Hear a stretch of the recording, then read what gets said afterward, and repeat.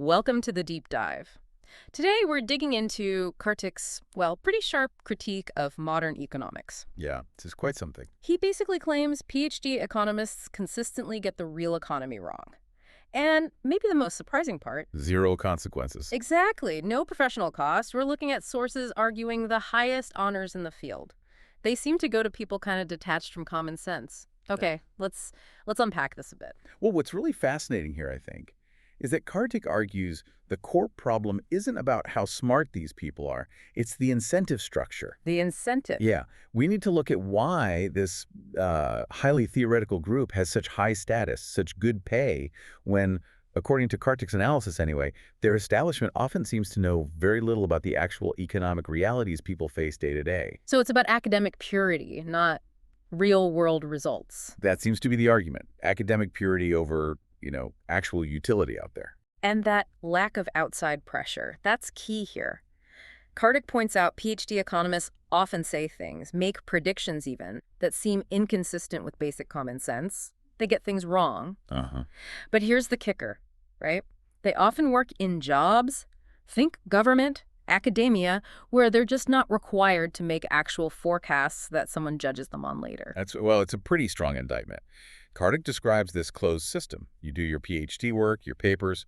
They're vetted only by peers. Peers who think just like you. Exactly. People who share the same theoretical view. Yeah. So the final output, maybe a thick, complex report, it's never really stress-tested by anyone outside that circle. So their employment is safe, even if their models or predictions are just consistently off. That seems to be the implication. No threat, no real accountability to the outside world. Hang on, isn't peer review supposed to be like the gold standard in academia? How can it be so insulated? Well, Kartik gives examples. Attending conferences, say, hosted by the Fed.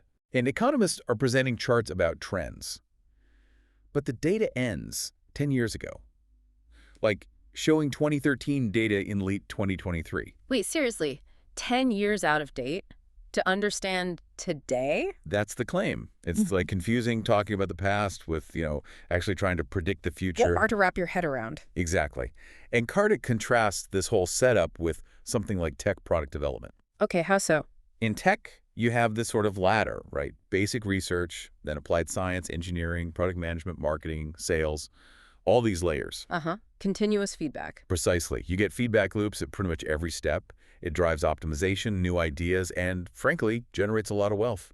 Right. But in finance and economics, Kartik says that structure is just missing, broken. It seems so. You just get the two extremes, according to this view. Which are? On one end, you have the theoretical economists, paid by the government or universities, judged only by their peers, writing these dense reports voters definitely can't understand. Okay, that's one end. And on the other end, you've got Wall Street, which is hyper-focused on results. Brutally so. Like that margin call example, where a massive decision had to happen overnight. Exactly. Millions in bonuses can vanish instantly if you're wrong.